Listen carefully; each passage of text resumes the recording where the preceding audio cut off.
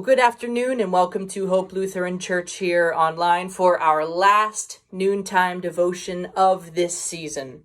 The staff is actually going to just take a small break, a little hiatus to relax and to catch up on our lives and to breathe a little bit and really to get our heads around the fall program year.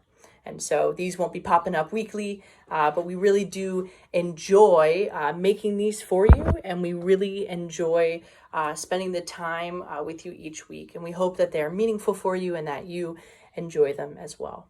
And so today for our last noontime devotion, I wanted to just kind of ponder this idea of sacrifice. As we're coming up on Memorial Day weekend and Memorial Day itself, the word sacrifice is obviously something that is floating around all of our minds and hearts. Those brave men and women who have paid the ultimate sacrifice of their life for us to enjoy freedom and liberty in this country.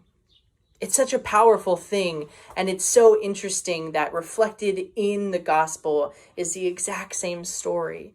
That God came down in human form and paid the ultimate price so that we could be free from sin. It's a beautiful understanding of redemption and forgiveness. And so I was thinking, as we are kind of meditating on those people and paying our respects to those who have granted us this freedom and liberty here on earth, we can also give thanks that we have a God that loves us so much, that came down and died for us so that we can have freedom and liberty from sin as well. That no longer we are slaves, but rather we are free in Christ. But even past that, I wondered what it meant to sacrifice on our behalf. What does Christ ask us to sacrifice in our lives in pursuit of the edification of our hearts and our souls? And so as I went to the Gospels, it was extremely easy to find many examples of what Christ says that we need to sacrifice in order to live a life in Him, a life of freedom. We see here in Matthew 5:38, an eye for an eye, right? He asks us to sacrifice the feeling of revenge, the feeling of getting even, right? He asks us to turn a cheek. Love for our enemies, He asks us to forego hatred and spite. Giving to the needy, He asks us to forego hoarding and being selfish and gluttonous with our time and our resources, but rather to reach out to those who do not have what we have. And fasting even, right? He asks us to sometimes even forego pleasures and things that we do on the daily in our routines to see if we can find something else, something maybe a little bit more meditative or special. And when we go to Matthew 10:22, Jesus says, "All men will hate you because of me, but he who stands firm till the end will be saved."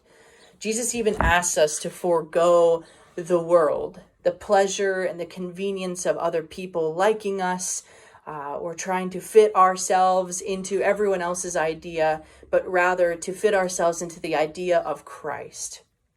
You see, Jesus asks us to sacrifice a lot as well. And that sacrifice is always for the greater good, just like we will be celebrating the sacrifice of brave men and women who have given their lives for the greater good of our freedoms and liberty, and the sacrifice of Jesus Christ who gave His life for the greater good of all of our redemption and our forgiveness.